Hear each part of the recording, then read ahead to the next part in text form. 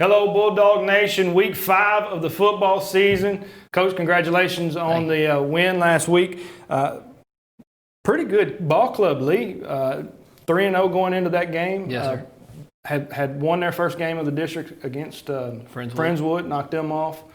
Come into it. Game plan. Kids brought the briefcase to work this week. They got after it, and I didn't see anything on especially the defensive side, maybe one or two plays here. Special teams saw a lot of attacking again, the same thing. Yes, we looked like we did the first 2 weeks and not the Port Arthur week. Yes, what was your takes off the game? We just challenged the kids during the week to play harder and to be better on their assignments. We came out early and Cooper Upshaw got going, completed some short passes. The run game was going. Our O-line played phenomenal up front. And like you said, special teams, we challenged the kids after, the Port Arthur game to play harder, and they did. We were real close to blocking a couple of punts again. Yes. And just created field position, with kicking off. And we started the game with a huge kickoff return by Travis Greenewalt. We challenged our kids on that, just get a body on a body and let's see what he can do. And they executed it well. And defensively, the first half, we played about as good as we could. Wasn't real happy with the way we started the second half with them driving down and scoring. But, a couple things to clean up that we could be better at. But overall, extremely proud of our guys for the way they played. On the defensive side in the first half, Terrence outstanding on a couple plays that stepped up, broke down, made some great tackles. But on the special team side was Terrence. He is just, he is there. We're going to block a couple before this season's over with. He's in there. You talked about the O-line, and we've got one sitting in the room with us right now, and I was kidding with him because we picked on him a little bit last week. Yes, sir. Zeke and David, they did an outstanding job. There was one play where I even made a comment. It looked like David had put somebody on roller skates. I think he got called for illegal downfield, but he was because the kid was trying to get away. He wouldn't let. He was like, no. He was 15 yards down the field, and a couple pull plays where I saw the opening for Kobe. It just opened up. We came to work in that aspect. I saw a lot of running to the ball on a couple of plays where they had to spread us out a little bit, try to do that double bubble, where they could throw that little screen out to each side, moving to the ball. I thought that was good. Again, you said something about Upshaw. We had, how many passing yards did we have this week? Oh, I couldn't. I think it was about 90, or I know it was 60 something in the first half. But he looked a whole lot more comfortable. Yes, sir. Get into it. If he gets into a rhythm, this may be get interesting as we go. It'll be real good. You can't leave out Greenwalt's return on the opening kickoff. I know it was, about 75 yards, but he ran about 150 yards. The kid did an outstanding job breaking tackles, stopping and going. It was wonderful. First play of the game, outstanding. Second half, we come out. They did score on us. Yes, made a few adjustments. Justin Kay makes a great play running down the field, knocks the ball away late. They had a couple plays in there that it could have turned a little bit, but I didn't see anything that really stood out on it. They're getting a little movement on us up front. We were playing a little high after halftime, and they were able to get 3 or 4 yards running the ball.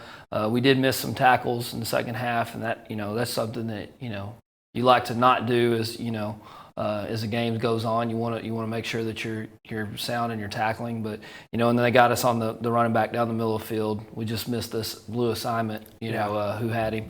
But overall, we played really well in all 3 phases of the game. So that I'm proud of our guys for that. Now, Coach, there was one play we had him in the backfield, and we run into each other. Yeah, we had 2 guys run into each other. Run into each other. Yeah. Not calling any names, but he's in the room with us. And that play was the first play where we missed a couple tackles. It's high school football. It's going to happen. But that play kind of opened up a little bit, and they tried to spread you out after that, if I'm not mistaken, and we just shut them right back down.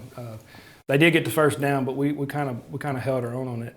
Again, that mentality of bring your lunch pail to work. Yes, that's what it looked like as we went through that. Any injuries that I didn't see any injuries this week. Anybody out for this week? We got out pretty healthy. So we had no injuries. We did pick up a game.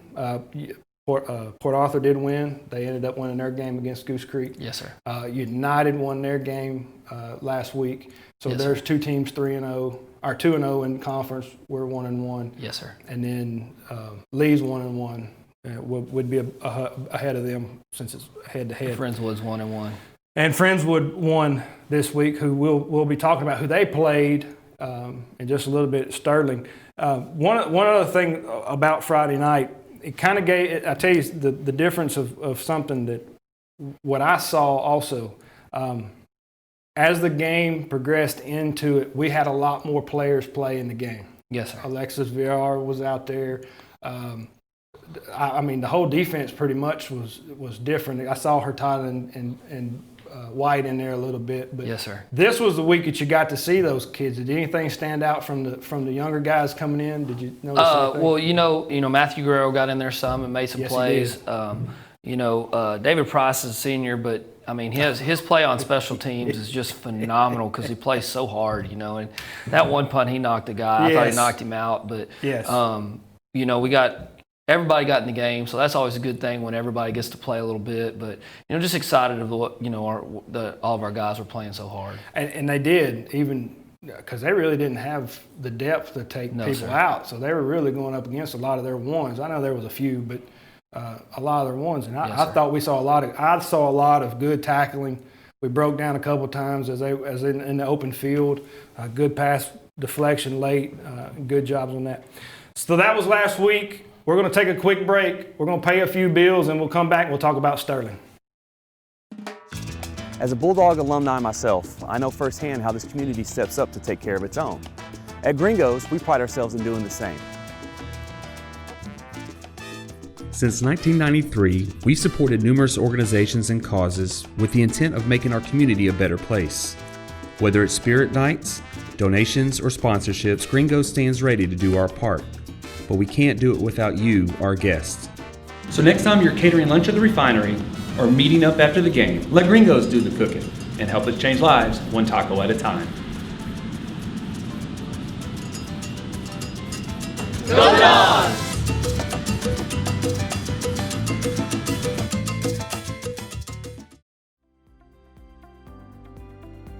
Are you looking for your dream home? Or maybe ready to sell your current home for a fresh start? Main Properties is here to provide you a personal and stress-free process. Main Properties has been servicing the LaPorte area and its surrounding cities for over 30 years with pride and spirit. Let one of our expert realtors here at Main Properties provide you with the caring service that is tailored to what you need. Come see us in the heart of Old LaPorte at 1014 South 2nd Street and let us put sold on your sign.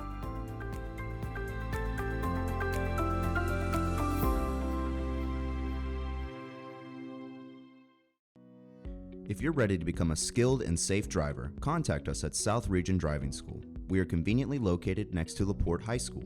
We offer driver education classes and private driving lessons for teen and adult drivers. All courses are state approved and can be tailored to meet all your driving needs. At South Region Driving School, our top priority is always the safety of our students. We are currently practicing in-class social distancing. DPS has a very long wait list for driving tests. Don't wait, we can do the DPS-approved road test here at South Region. From the first time behind the wheel to the day of the driving test, we'll guide your teen to success. At South Region Driving School, we develop safe drivers.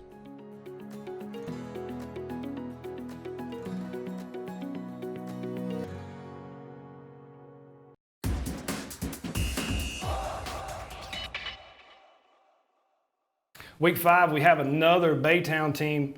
Sterling coming in. They have one win. Yes, sir. So they're 1-3. Yes. 1-3. 1-3. What's your view on Sterling coming into this? Right now on offense, they're struggling. They've played 3 different quarterbacks. They have a senior, and he has 3 touchdowns, 7 interceptions. They got another junior that comes in, and he runs the ball really well, not as much of a thrower. And then towards the end of the game against Friendswood last week, they had a sophomore come in, and he actually let them down, scored a touchdown. They got an onside kick and had a chance to win the game late, or at least tie the game late. But they're struggling offensively. They're averaging about 157 yards a game.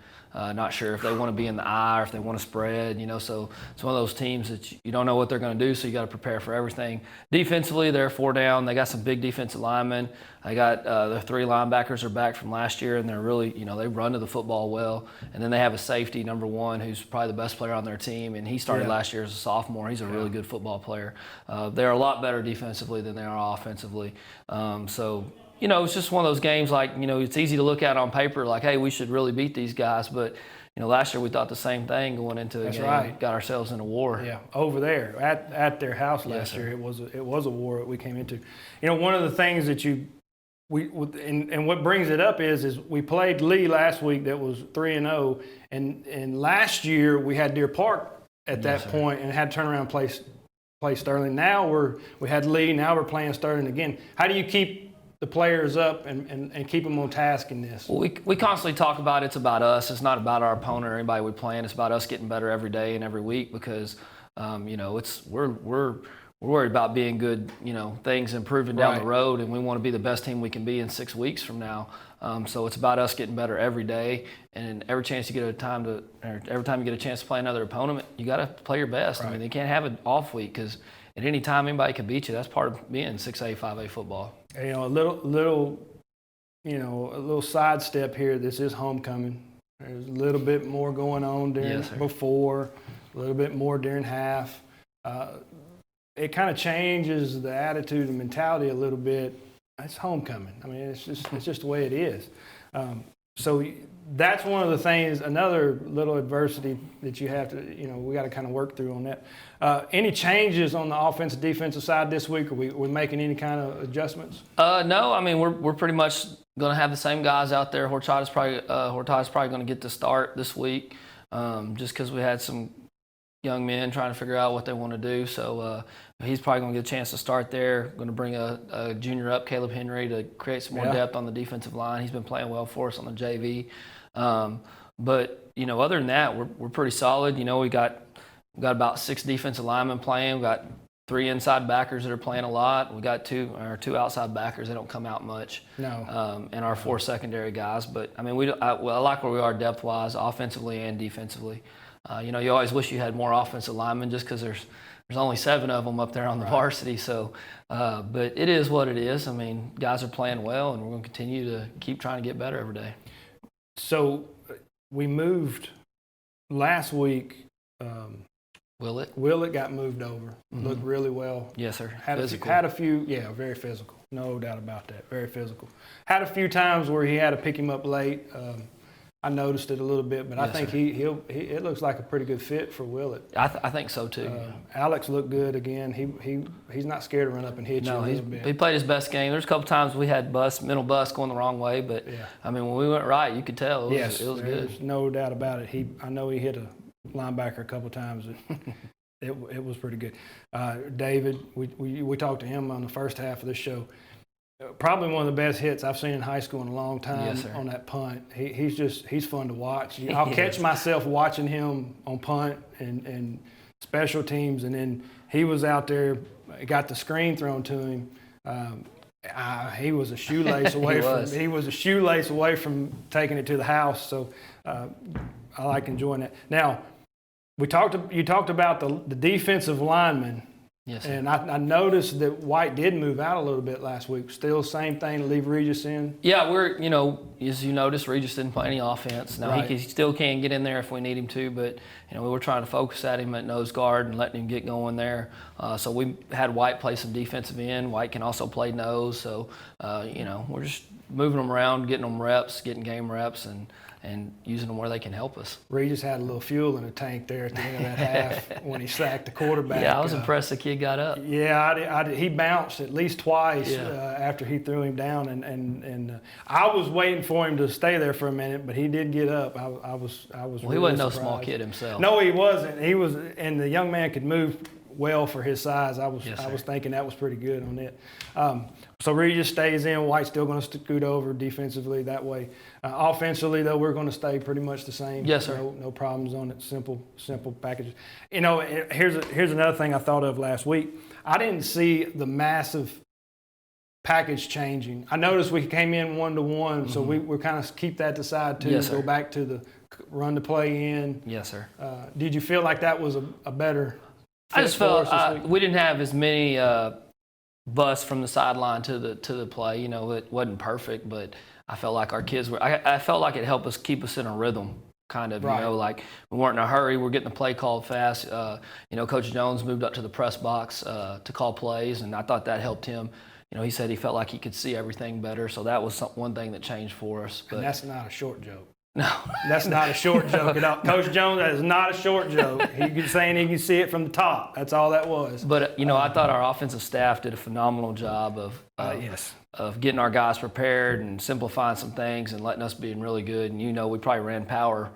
Shoot, I don't know. Yes. 70% of the time, and it was there. I mean, David was destroying kids, and Duran was doing a good job, and we were getting good down blocks from Heyman and Zeke over there. So I thought it was really good for us. Heyman did very well last week coming down on top. That was yes.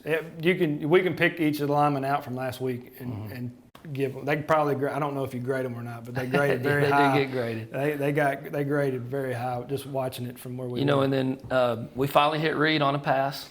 Yes. It got, you know, he should have been a touchdown. A Yes. bad call by the officials. You know, Yes. Price was not holding. I don't know No. where they saw that, but it was good to get Reed, you know, a completion, and it should have been a touchdown. Well, now that was the end that we could see from. Yes, we sir. could see that end of the field. Price he took him to the ambulance. I mean, Yeah. that was just really what happened. Yes. The kid couldn't get away from him, and Price just kept running him to the whistle, and they just threw the flag. Yes, sir. The funny thing about that pass is Reed was it seemed like he was waiting forever for that ball to come down, and when he Yes, did, sir. there was nobody around him. He was expecting to get hit. Yes, sir. You know, you could tell from it, and I made a couple comments on it Friday night, but anyway, that was Reed finally gets him a pass. The screen out. We saw a few different things that happened on it.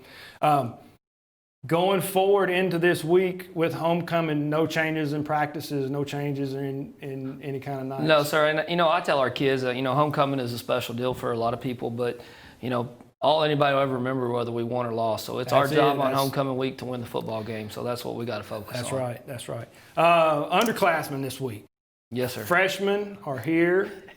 We're everywhere. We're not going to talk about White yet because Okay. there's some other things that we need to talk about, because I found out parents were actually watching this on Thursday to figure out some of the information that we're getting. Mr. Zabrowski standing beside us. So Orange is here. Freshman Orange play here at 6 versus Baytown Sterling. JV Orange is at Baytown Sterling at 5 o'clock. Freshman White. Is it Episcopal? And that's Episcopal on the other side of Houston. In Bel Air. In yes. Bel Air. Yes, Okay, sir. because there was some.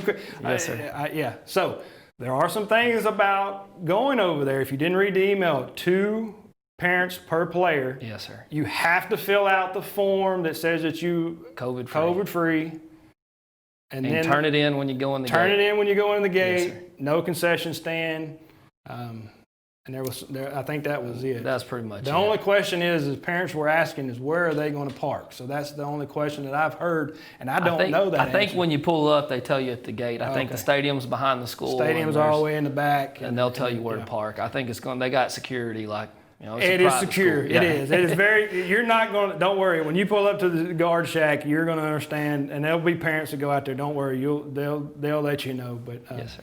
So they'll have to have the sheet, and then JV White is here versus Galena Park. Galena Park. Yes, sir. Not North Shore, but Galena Park. Yes, Galena Park. Yes. There was some confusion on. I know what it said, Coach, but everybody hears Galena Park and I think North Shore. No, sir. It's Galena Park. And that we did. game's at what time? It's at 4:30. 4:30. And we did pick up 2 games for next week during the open week. That's right. I'm glad you brought that up. So the JV White will play at 4:30 at our place versus Pasadena Memorial, and then the freshman White will play on Thursday at 4:30 at our place versus Dickinson. Dickinson. Now, Dickinson, 6A Dickinson for you that are Yes, not sir. really familiar with that. So Wednesday of next week, Yes, sir. and that's the only games because that's our bye week. Yes, sir. So those 2 games that we picked up, you're just filling in for Filling the in ones games that we lost. Right, that we Yes, sir. lost. Get those kids some playing time. Yes, I mean, I got one on White, so it's fun for us. So it doesn't bother us a bit. Dickinson will be tough. Dickinson will be very tough, Yes. no doubt about it. But a game's a game. Yeah, it's a game. It doesn't sir. matter after that. Friday here, homecoming, 7 o'clock kickoff. The alumni, the citizens and alumni awards are this also. They'll be introduced before the game. We'll have homecoming at halftime. The band will perform at some point in there. We don't quite have all that out, but the band will perform this week. They have announced that they're going to go to competition. They're going to have one pre-UIL and then one UIL competition. So they're working hard now for us. So we need to stick around and watch them after the fact. If they go after it, 28 minutes is a long time. So we have that going on this weekend as we go in through on Friday. Kickoffs at 7 o'clock. You can watch it on LP Sportsnet if you can't get into the gate. I think there's still tickets. There's still some tickets, yes, There's still some tickets. It's gone away after the public has been able to get them. Yes, sir. We sold out, but tickets are still available on it. Coach, good luck this week. Thanks, sir. Folks, we appreciate you watching. Please subscribe if you haven't. Hit that little bell. It's right beside it. It'll tell you when we're on live. Girls tonight over in the Bulldog Center. You'll get to see that one live. And then Friday at 7 o'clock, Bulldog football. Thank y'all. Go Dogs.